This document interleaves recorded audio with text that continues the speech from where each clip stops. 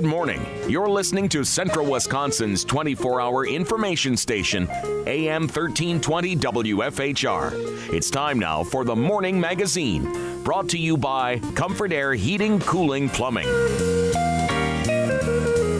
Now, with the Morning Magazine, here's Carl Hilke. Thank you, Jerry, and good morning, everyone, and welcome to today's show on AM 1320 and streaming live at WFHR.com. We also welcome our buddy Jesse from Wisconsin Rapids Community Media. He's here digitally recording us in high definition for viewing on their fine website as well as on your local public access channel, depending on which cable system you're a part of. And the reason why, it's our monthly visit with Wisconsin Rapids Mayor Zach Vruwink, and we're going to have a special guest in the second half hour of this show. The fire chief is going to be here. That's right. And with that, we welcome Mayor Vruwink. Since I just mentioned Wisconsin Rapids Community Media, my buddy Tom Laux decided to take a new challenge because basically Marshfield looked at what we had and said, why can't we do that here? And Thomas, his wife told me, Angie said, well, he loves a challenge. Yeah, that's right. And it's basically a startup environment, right? Tom is obviously, comes from a family business background, in his early career and as a young person. And I think he'll do a great job for the city of Marshfield. Of course, it's we're sad to lose him, and he definitely left the place in a better shape than he found it. I know he and I had many conversation about that. And fortunately, we have a team there that, at least in the interim basis, can keep the ship afloat and keep it moving in the right direction. Obviously, Jesse's here recording us today, but definitely Tom made a lot of contributions here, and we thank him for his efforts. And now, what's going to be happening with regards to filling that position? The position actually was posted, or will be posted yet this week. So Tom's last day was Friday last week, and so we're posting the position again. So we'll begin a recruitment. So interested individuals who have social media background, communications, marketing, obviously production as it relates to the TV station and producing videos and video editing. Those are all kind of core competencies, I would say, for the position. So if there's anyone that's has those or knows of somebody that might be looking for a change of scenery, we'd love to hear from those folks, and they can apply through the city's website, jobs.wirapids.org. If the posting is not already out there, there's an online application. Fairly routine meeting last night, and but one thing, because we have to deal with the company for our FM simulcast of the musical, is Pyrotechnic Display going to be doing the 4th of July fireworks again? That's right. They will. They've been our service provider now for probably 7 years, I think was what we recalled at our committee meeting discussion. They've done a great job for us. It's an example of one of those activities that planning goes in year-round for that show, right? Even though it's a 25 half an hour show, on the 4th of July night, there's planning that goes on year-round. So we're going to work with them for another year for this show. And they've been great to us in terms of keeping pricing very consistent, actually not even seeking price increases on an annual basis, as you generally see with contract providers. But after this show, we will be publishing an RFP, a request for proposals from interested vendors who can supply the fireworks and the show for the 4th of July in 2020 and beyond. Are we still looking at a pyro musical like that? I believe so. I think that's been popular. One of the challenges we have is carrying the sound in various parts of where the crowd is. So unless they're tuning in, which I think is a great partnership, we appreciate WFHR's willingness to continue to carry that on air, because it does make a nice connection and add a nice touch to the show. And so we're excited to work with Pyrotechnic Displays again. Publish an RFP shortly after the 4th of July, or maybe even before, because the challenge is 4th of July is a big holiday for everybody. Not everyone has a show on the 4th, but many do. And so there's very few vendors ultimately that can be in multiple places at one time. That's the case with Pyrotechnic Display. They do shows in other places around the Midwest on the 4th. So, getting somebody that's available that night is a challenge. Yeah, and we sync it up with our FM, Y1055 FM, and they've been a good partnership working with us. They know what the broadcasters require. And last year, they invited me down to go see them set up, and I got to see the day before what was all involved in it. it blew my mind, all the electronics and everything else that's involved. It's incredible. It's like a rock and roll show coming into town. And it's basically, and so, okay, so I can I think tell. a note that we should mention too on that is in light of the East River Bank reinvestment and the river wall replacement along that section where generally a lot of people sit, that obviously will be different this year. One of the nice things is we've got wide paths, so people that maybe sat in chairs and some of the elevation or some of the slope was a challenge, there'll obviously be flat surfaces now for people to set up their chairs. We'll have more information on this as we get closer, but there will likely be areas, since it's the first year for landscaping and things, that some of those areas will be blocked off from seating. But as with past, we'll have the handicap parking lot near adjacent to there. And many people find that if they don't have to be right downtown to see a great show, they can be in the former Ebson's Greenhouse parking lot. I've heard folks setting up shop there. Obviously, Centralia parking lot's also another one. Over by Emmanuel Lutheran Church in the parking lot over there. Oh, sure, by House School. Yeah. By House School. And there's a wide variety of areas where you can set up shop and tune your radio and then watch the show. That's right. And some people like to do it that way because then they can get out. Yeah. Get out quick. Since we're going to have a lot of construction on East Grand Avenue next summer, how is that going to affect plans, especially when you have all 40, 50,000 people downtown? Well, the challenge will be the street will be torn up effectively the first part of this season of summer or late spring.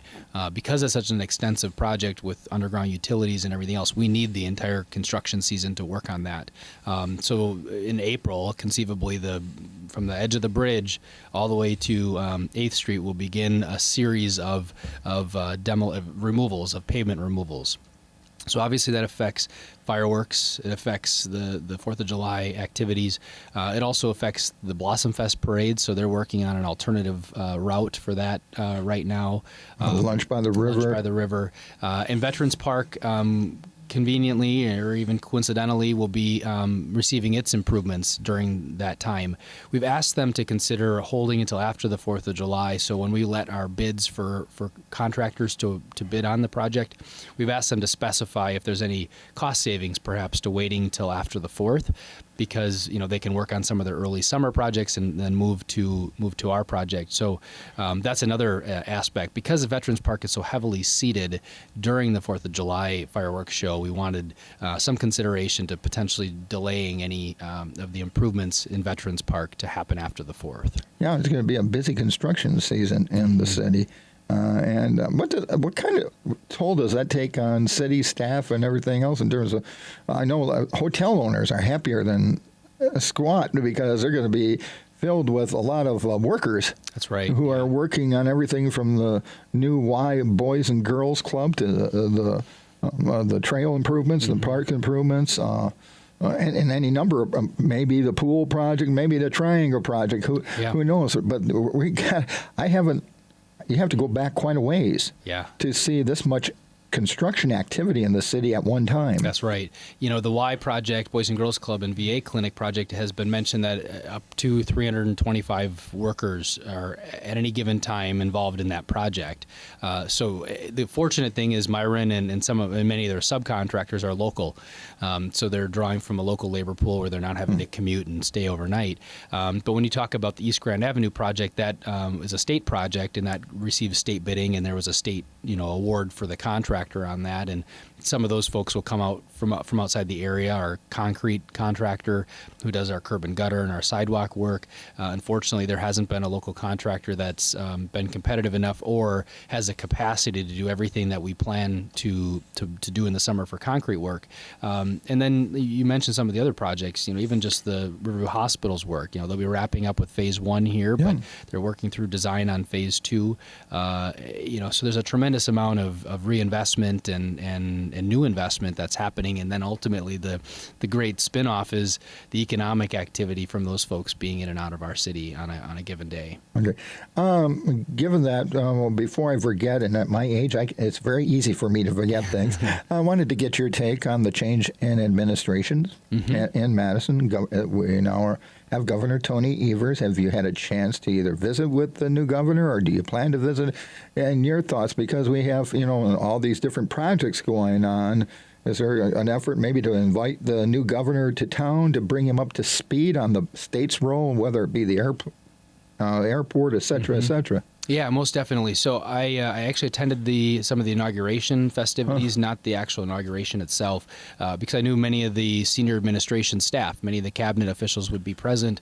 And so it was great to connect with some of his incoming cabinet officials, Department of Revenue in particular. I've known former Representative Peter Barca for a number of years, and he'll be taking over, or has taken over, the Secretary of Revenue, and as Secretary of Revenue, and he, from a local government standpoint, really understands the pinch and the challenges that we've had to work with in terms of the Department of Revenue's interpretation on various issues and programs as it relates to how the city finances its operations. So that was one contact that I prioritized right away. And then have spoken with now Governor Tony Evers in passing. We haven't had a formal sit down. We're working with the League of Municipalities as the vice chair for the State League of Municipalities right now. The chair and I and my vice, second vice, I guess we call the person, we'll be sitting down with them in the coming weeks. We haven't identified a time, but to really talk about the budget priorities and talk about, from a local government perspective, what we're hearing from our other fellow municipalities or what we're experiencing here. I do know the lieutenant governor and reached out to him right away because I wanted to get him aware of sometimes working that angle is productive in the sense that we had a great relationship with the previous lieutenant governor and governor, obviously, and we expect nothing less from this administration. The state's heavily invested in a number of aspects of the central Wisconsin and the Wisconsin Rapids area, and to the extent that they're aware of those things and get here to potentially tour them when time makes sense, is something that's a priority, especially because, frankly, neither of the two candidates, when they were candidates, visited Wisconsin Rapids, unfortunately, during the campaign. So we're very interested in getting them here, getting them to be aware of what's happening, especially as we continue to pursue state investments in other projects. One of the things I would point out to the new governor and his administration, he has cited entrepreneurial development as one of his goals. Right. Well, a lot of this is involving entrepreneurial development. Absolutely. And then, like in terms of the Tribune Building project, there's an educational component. A big partnership with Mid-State Technical College. They want to make use of the Tribune Building project as part of their hospitality program that they're developing in response to Sand Valley and having their culinary kitchen there. So, we have educational aspects to this. So I would think that would be a good way to approach the new administration. We'll say, sir, you've talked about things like this. We're actually doing it, and I think you would find it interesting to come here and pay a visit. That's right. I know Encourage has been working with the administration to bring them up to speed. I know that they previously had sought a state budget investment, and I don't think there'll be any different of an expectation in this administration. It might take a different form as they continue to kind of reevaluate what they plan to do in the building. I know we've tried to stay up to speed as to those recent developments, and sounds like they've got more to share as time goes on with that project, especially in light of the change in landscape downtown. Right. We've got much of the youth space that was programmed or planned for Tribune. One, didn't generate any income for the building or the operating model, and number two, with the Boys and Girls Club YMCA, that's a great opportunity for those folks to provide those services, and they're best equipped, right? That's what they do, and so I think you'll see some of that stuff come forward here in the coming weeks. What I'm hearing is that more of an entrepreneurial, using the Tribune Building as an incubator. That's right. And that would be wonderful because there's a whole bunch of different people out there with great ideas, and to have an incubator in the heart of the downtown to help generate those ideas. Right. That could be a boon for the city as well. And to the extent that, there are plans for a restaurant and some of the brew pub that, they can find a proprietor, a business owner to take that operation on in some form. It may not be a full for-profit, but could it be a social enterprise? It's kind of the new thread of local businesses where those profits then are reinvested back in the building or in the community or in job training. So we're very interested to hear what they've got planned for that. Okay. In terms of the budget, as with the new administration, has this changed any of your plans going forward in terms of future budgets within the city, or are you just going, okay, let's go do what we've been doing and wait and see if the governor and legislature are going to do anything different? Well, that's the key, right? Is the rub between, or the nexus between the branches of government in Madison, and I think we've already seen some of that come out as it relates to the expansion of Medicare and Medicaid, and the GOP and the legislature, the majority saying, no, we don't want to expand access to health care. As the administration has said, well, many local health care providers not only need to be able to provide that access and a funding source for their own survival in these rural communities, but also because of the fact that people need to be covered, right? And if the feds are going to be paying for a portion or all of that cost, there's no reason, that we shouldn't pursue that. And I think, we see some of that here, but because we're serviced pretty well, and in the scheme of rural communities, we're not as rural as many places in Wisconsin. So I think, it'll be interesting to see how that political fight plays out. And it's kind of it's a fight within the fight, because you have former Governor John Kasich of Ohio, a Republican, who looks like he's getting ready to run for president. He points out they took the money because it made economic sense. That's right. For the reasons that you just cited, and from business development. Yep. And he has cited it as a reason why they were able to do so much business development. So even within a party, there's not a unanimous view on this. Right. And I guess that's what makes politics interesting. Well, what's one other component to that isn't so much related to the future fight, but the most recent look back is with Aspirus's reinvestments and expansion of services here.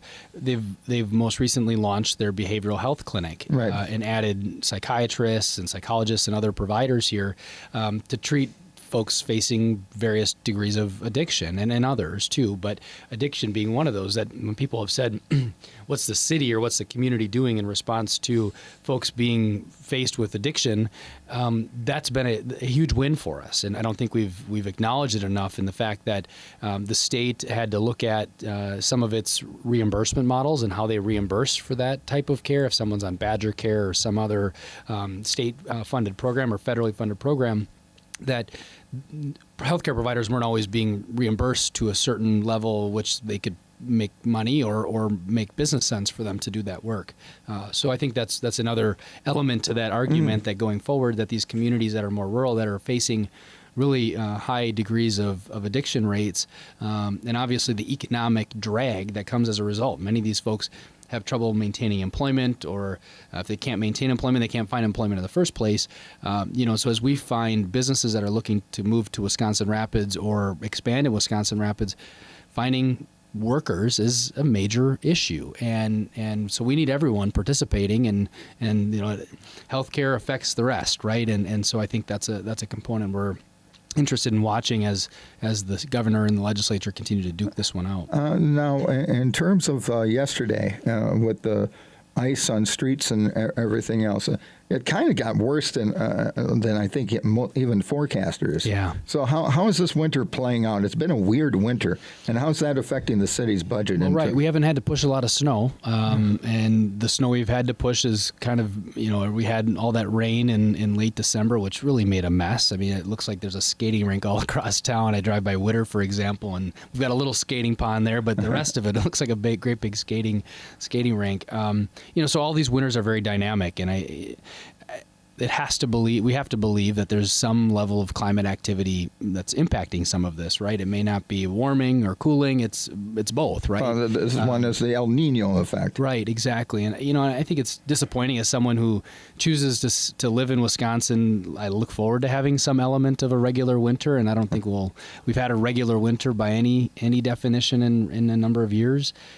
So as it affects our city budgeting and our city planning, we have a lot of salting activities that replace the major snow events, but we had a really late winter come this last year, and that's so what everyone's concerned about. Holding out that we're going to have snow in April or even later, and not that's necessarily a good thing, but that may happen. Okay, and now with regards to the process of everybody always questions, why do some streets get treated right away and others not? Let's do a refresher for our listeners about that.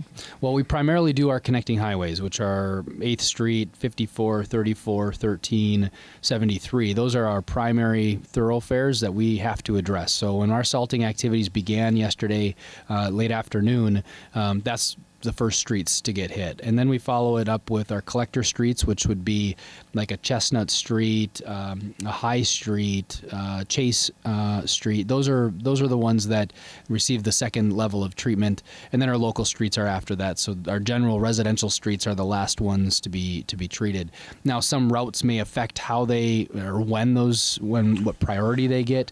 But like a 16th or a 32nd Street, those are important collectors that collect a lot of traffic to be sent and dispersed to the major highways. So that's generally the order of priority that we salt and sand and snow and plow snow in. And I know there were some fender benders, but I think a lot of times it's just people don't realize that there's ice underneath. It might be drizzling or whatever, and they forget that there's ice underneath until they hit a brake. Yeah, no matter how good your tires are, or even all-wheel drive, maybe even worse in some cases on some of these icy or black ice. Well, you don't have four-wheel stop on all-wheel drive cars. They got the same braking mechanism as everybody else, and that's one of the things law enforcement is always telling people. Yeah. You don't have four-way stop. You're going to stop no quicker than anybody else.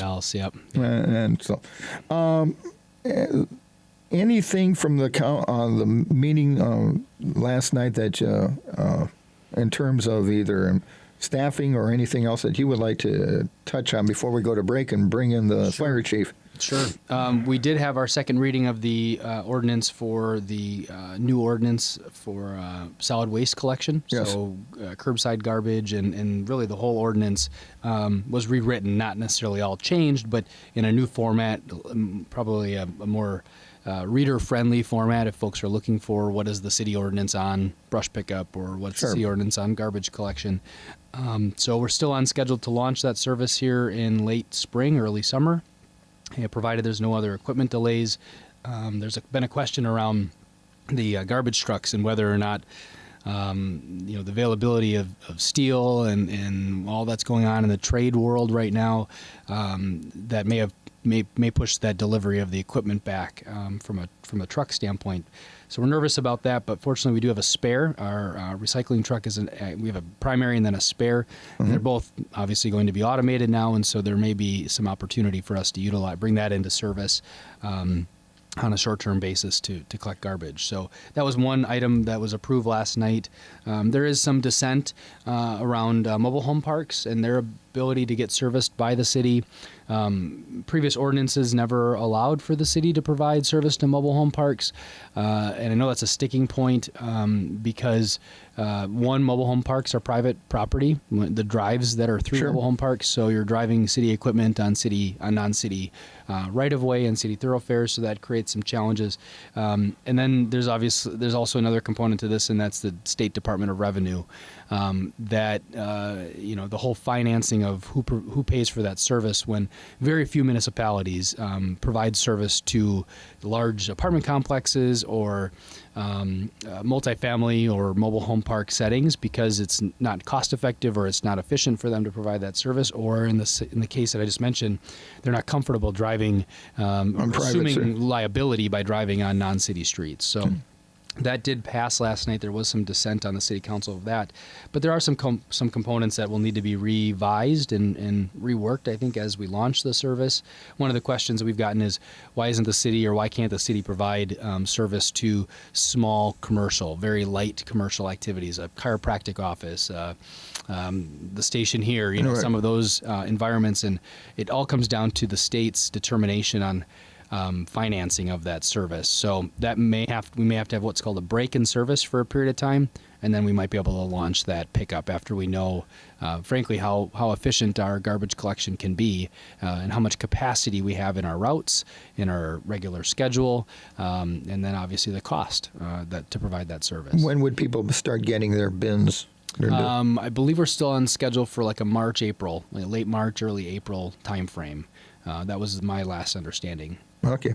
We're going to take our first break. You're listening to The Morning Magazine on AM 1320 and streaming live at WFHR.com. Our monthly visit with Wisconsin Rapids Mayor Zach Vruwink, back with a special guest with the mayor right after this. Good morning and welcome back to The Morning Magazine, presented by Comfort Air Heating, Cooling, Plumbing. It's time for part 2. Once again, here's Carl Hilke. Thank you, Jerry, and welcome back, everybody, to today's show on AM 1320 and streaming live at WFHR.com. We also welcome our buddy Jesse from Wisconsin Rapids Community Media. It's our monthly visit with Wisconsin Rapids Mayor Zach Vruwink, and his honor has brought along an important part of our protection services in the city, our new fire chief. That's right. Our fire and EMS services are vital to operating a healthy and productive city, and so Scott Young assumed the chief role. Remind me, Scott, when officially did you move from interim to chief? July 13th. Mid-year, July 13th. Yeah, all right. I knew it was mid-year. So I invited him along. It's provided us an opportunity maybe to look back on 2018 and look forward to 2019. I think a lot of folks aren't familiar with some of the other aspects of which our fire service impacts their daily life. Yes. Besides the need, if the need arises, to call 911 for a fire call or an EMS call. But one of the important things that I think listeners should know about is the rating that our fire service achieves and how that impacts their insurance rates. And so Scott can talk a little bit more about that, but I think it's something that we all should pat ourselves on the back for, because it's not an easy rating, and it has a financial impact to those of us that own property in the city. Okay, so welcome, Chief. Why don't we start there? So in March of 2018, we had the insurance service offices come and do a audit of our department, and the last one we had was in 2012. So they look at multiple aspects of our operations, from training to public education to fire prevention to just how we're involved in the community. So when they left, they said it'd be a while till we got our score. So I believe in September we received our rating. It was 77.23, up from the last one in 2012. And what that means is we're a Class 3 city. But what's exciting about it is we're just over 2 points away from being a Class 2 city, and that kind of falls into one of our objectives and goals for 2019 is to analyze that report and maybe ask for a reevaluation and possibly become a Class 2 rated fire department, which would impact commercial and residential insurance rates, or at least have the potential to reduce insurance rates. What do they look at in making these ratings? They're looking at our training records. They're looking at our response on initial alarm. They're looking at training records. They're looking at our involvement with public education and how we educate the community on fire prevention and safety. So it's a full range, a 360 view of our operations within the fire department. Very proud of the score we received. But I would always we can do better to do better, and that's kind of a goal of 2019 is can we push that over 80% to become a Class 2 rated city. Where do you think we could do that? Is there a particular area that you're looking at? Training. We need to do better record keeping on training and our initial responses. So it's going to take some creative thinking in order to achieve that, but I believe it can be done. So that's what we're going to analyze in this coming year, and if we believe we can achieve that rating, we'll ask for a reevaluation. Do your paramedic services play a factor in? That is strictly fire related. Okay, so this is all fire related. What's the number one cause of fires? Or in the past year, what was the number one cause of fires? For us, it's unattended cooking fires. That just blows my mind. It does. In our last 3 fatalities in the city over the last 2 years each one has been cooking related. Somebody coming home, starting something on the stove and falling asleep, and fires happen and they begin in the kitchen, and if you don't have working smoke detectors, it leads to fatal fires. And grease fires can spread real quick. Yeah, into cabinets or material on the counters. So and that's what happens. So it's unattended cooking fires, and you can't stress enough the importance of working smoke detectors. Mm-hmm. How many, I know you might not have an exact number, but how many places, if you were going to guesstimate, don't have working smoke detectors in this city? I would hate to guess, but the fire calls that we respond to, it's probably 80-90% don't have working smoke detectors.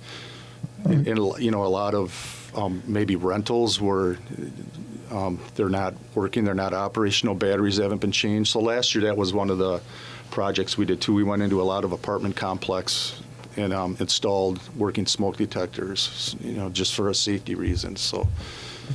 I know one of the things you do with businesses, because you've been here, is you do a little visit every now and then to see how, I would assume to see if there's any fire hazards here that need to be, or any business needs to be addressed. Talk a little bit about that.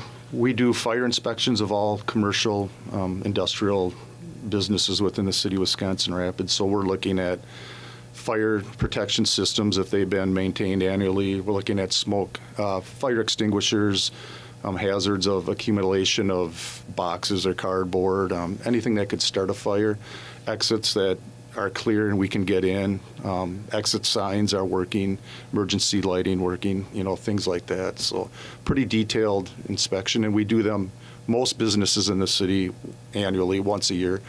Some require twice a year inspections. Well, has it been a good program in addressing problems that you find?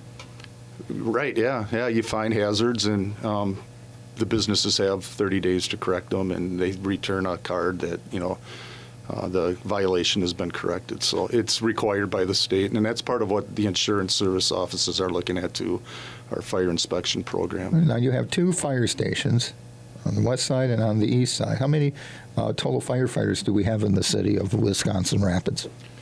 We have 35, okay, but there is 3 shifts of 11 members each. So we have 33 online firefighters and then 2 administrative. So each shift consists of 11.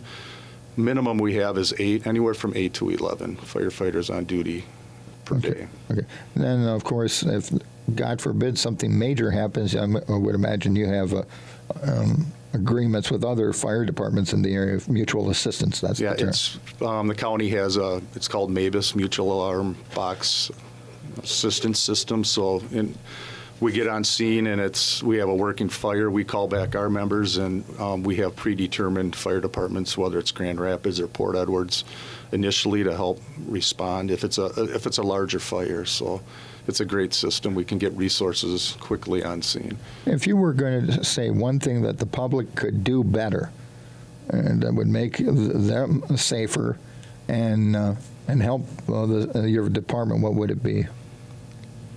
Just getting back to fire safety and smoke detectors.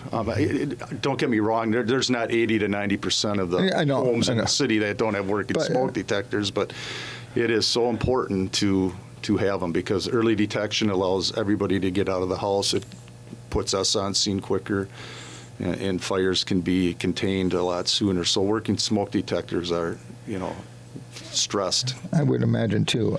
If you're going to cook, pay attention to your cooking. Yeah. When you're cooking. Don't go doing something else, because it can get out of hand before you know it. Exactly. Okay. It's can happen quickly. Mayor, what does having a full-time fire department, professional fire department, which also has paramedics, do for the city? Well, I think from an economic development perspective, that if we're going to be a place where business and industry locates and can thrive, you need to have a full-time career fire department. I think that's a differentiator when you look at maybe smaller communities where they're clamoring for business like we are. I think from a residential health and safety perspective, having EMS services provided by the city is a great benefit. I think not only from a training and a training standard perspective, by having people full-time career on full-time career focused or paid fire folks that they're able to leverage more training opportunities than maybe part-time or less career focused departments might have.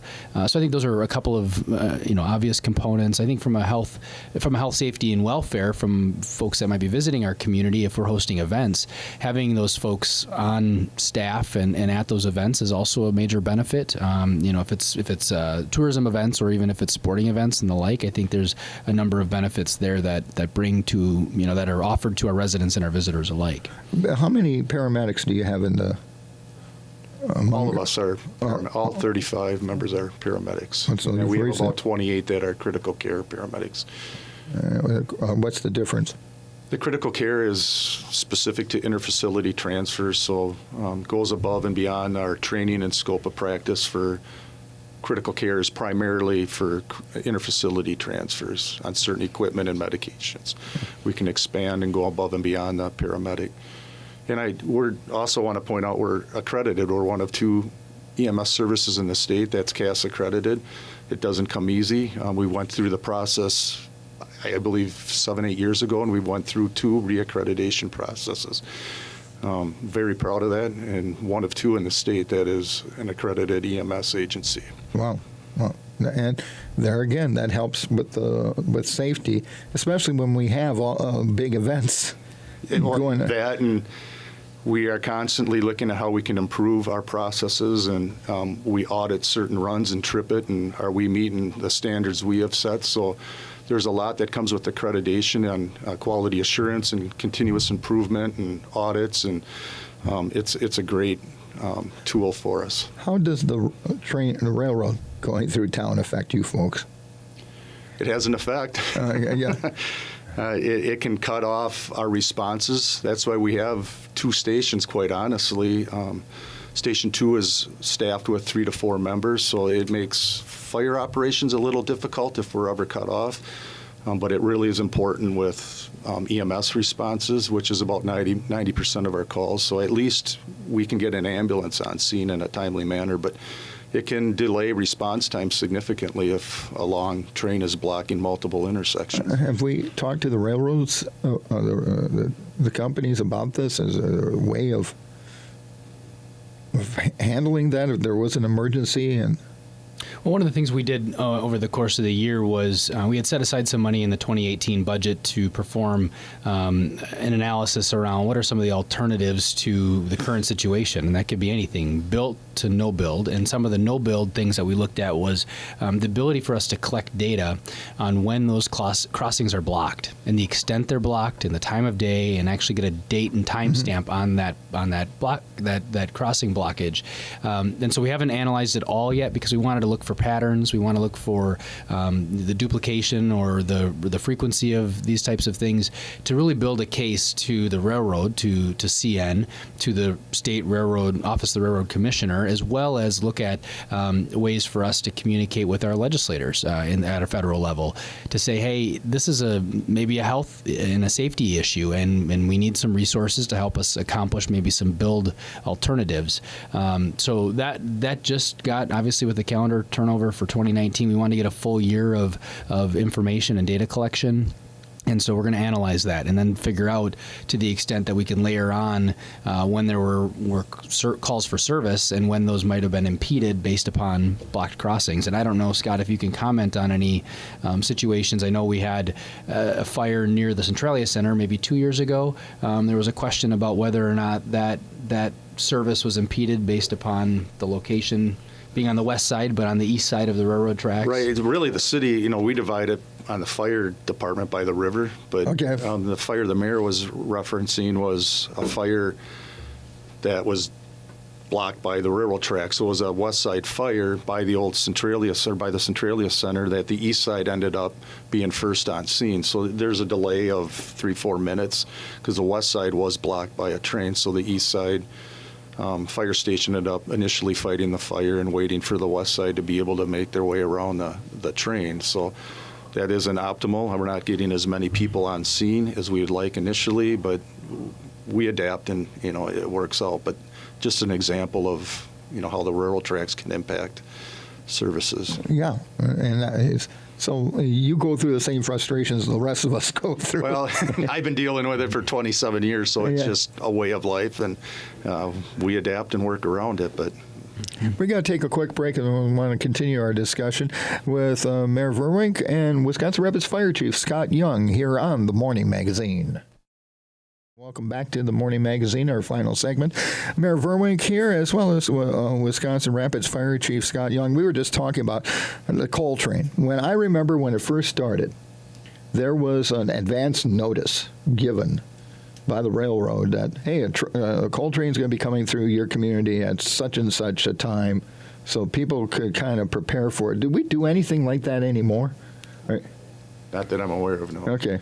So that went by. Of course, it probably was a different railroad at the time. Right. You know, the industry has changed greatly. Right. And that's back when the train, when it was new, and they upgraded all the crossings and everything else so that they could go faster. Probably Wisconsin Central or something. I think, yeah, it might have been, but I remember. Local presence than CN. That was, Yeah. And sometimes they would even give the radio station a heads up. Okay, we got a train coming through at this time, and we could broadcast. Okay, folks, be aware there's going to be a coal train going through at this. What's the longest it takes a train to get through the city of Wisconsin Rapids? Gosh, that I couldn't answer. There's some of the polling data. It depends upon the data. switching. You know, the crossings that we were looking mostly at were the Expressway and Grand, right? Right. Major crossing, and then I believe Chase. I don't know if we had data because there's stoplights at those intersections. Right. That's where actually the data collection can be had, is that the traffic controllers generate some information, basically, and we were able to capture that. You mentioned education of the public. Are you looking at any new initiatives, Chief, to providing or different ways of providing fire protection education to the general public? I think we do a good job of that. What we're looking at doing is capturing everything that we do. And so 2019, we're coming up with some new software and trying to capture everything that we do as far as public education and fire safety talks. We're going to be tracking that a lot better. So, I mean, we're involved in the schools. We have the Fire Prevention Week. We do a lot of fire safety talks throughout the community in the year, but we never enter that or collect that data. So this year that's going to be a focus for us, is entering that data so we can pull it up and present it. You know, if we're ever audited again, that's one of the questions they ask. What is your community involvement? And we can say we're involved, but we got to be able to prove it. So Okay. we're going to do a better job of capturing our public education and fire safety involvement in the community in 2019. And in 2018, we took delivery of a new ambulance, which I Okay. think, those I pieces noticed of that. equipment, apparatus are not inexpensive, and probably people have seen it probably around town. Yeah, talk about that. What kind of an improvement was that for your department to have that new ambulance? It's vital. I mean, we need ambulances we can count on to be But what kind of reliable. equipment? How's it changed over the years? There's more impact and crash standards involved in them if you're ever to roll it or be in an accident. How we mount the cot inside of it needs to be secure if you are ever involved in a rollover cot, that it isn't becoming loose. Our shelving, everything is stored. It's all about safety and crashes of our members and a patient, that we don't have flying equipment. Everything has to be secured. And then this last ambulance was more of a pickup style as opposed to the van style, just due to we try to keep them 12 years, and we believe the diesel is going to be more efficient, not maybe efficient, but lasts a little longer than a gas engine, so we can make that 12-year goal. What about your fire trucks? What's the situation with those? In the 2019 budget, we have a new fire engine included in that budget. We're in the process of speccing it out right now. We're ready to almost get moving on that, where we're going to place the order. And in fact, Rep was up here yesterday. If we can get moving on it in the next 2-3 weeks, hopefully we'll take ownership of it in late September, October of 2019. So we're really excited about that. A lot of work has gone into speccing it out and making it work for our department, our community. So What will that do? Having a new, like you said, the specs and it's safety, just Okay. for our members, for the community. Everything changes. Our last engine was a 2001, so in the last 17, 18 years, a lot of technology has improved, and they're just more, our frontline at Station 1 is kind of giving us some issues, so it's the reliability and the technology will allow us to perform more efficiently. Okay. So that will be a nice addition then to... It's, going to be real nice and welcomed, and we thank the mayor and the city council for their support, as we always do. And that's critical to keep up, and when you come to budgets, Your Honor, with the needs of whether it be the fire department or our police department, with their equipment needs. That's right. Because that equipment gets used. And the maintenance thereof, right? The maintenance, and, you know, the routine maintenance of all of the fleet, as we consider it, is so critical, because, you know, we don't have the luxury of being able to buy equipment sooner sometimes than we're planning, and in this case, you know, the fire department and all the departments, but in fire, since we're talking about the ambulance and the fire engine, we try to set aside depreciation funds on an annual basis, so that way when these major capital equipment purchases occur, I think that fire engine's like $750,000. Yeah, 720. 720. So, you know, being able to purchase that, you have to really forecast out when you expect that current one or others to go out of service, and sometimes we're short. This one we were a little bit short, and I think it's a matter of adjusting and fine-tuning how much money our budget will allow us to set aside on an annual basis, and then ultimately what the purchase price will be for that equipment. Where are the fire trucks and everything else built? Where's your manufacturer located? I mean, throughout the Midwest, there's several.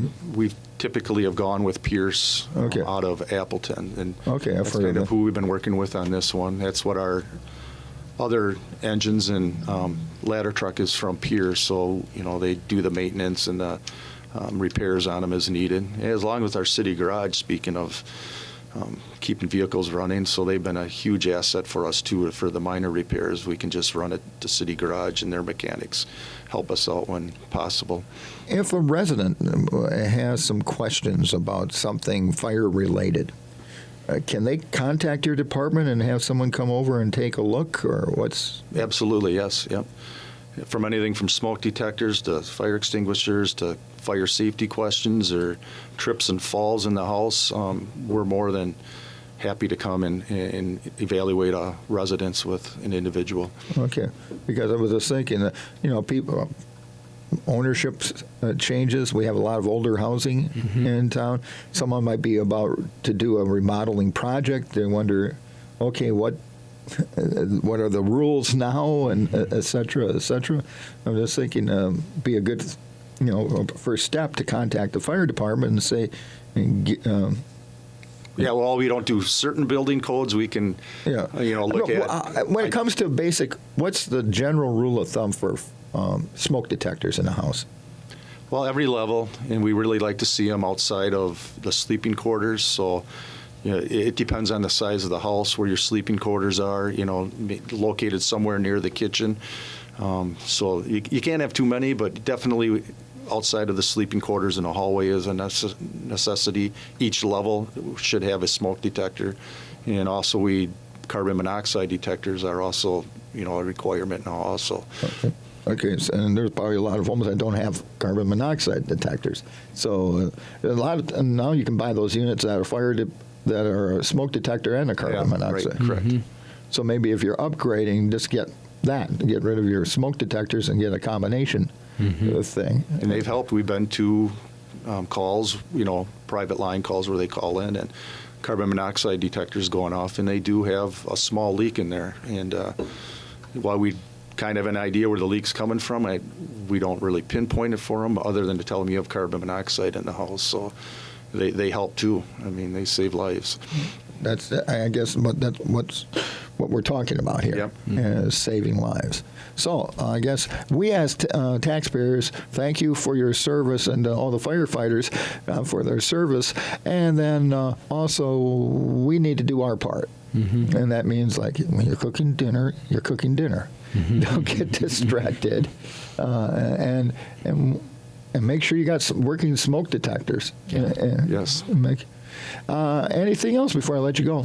I think on a recruitment and to work into municipal government or any level of government is a challenge right now as the economy has improved and maybe a private sector is a bit more attractive to folks. But, our fire department has not been immune to some of the recruitment challenges in terms of getting young folks interested in fire service or providing EMS services. So I would make a pitch on behalf of the department and really all departments. I saw our I don't know if it was a social media post by the State Firefighters Association, but I think the city of Atlanta is facing like 300 vacancies right now. I mean, so it's nationwide. I can't imagine there's really any place that's having great success, but I think I would just make the pitch that working for the city or working for any fire service would be a great career move if someone's interested in that type of work. And absolutely, we talked about it, I think last time I was here, we need to get into Assumption and Lincoln and Port and Nakusa and make that sales pitch that it's a great career, it's rewarding, and we got to pitch ourselves and sell ourselves. That's right.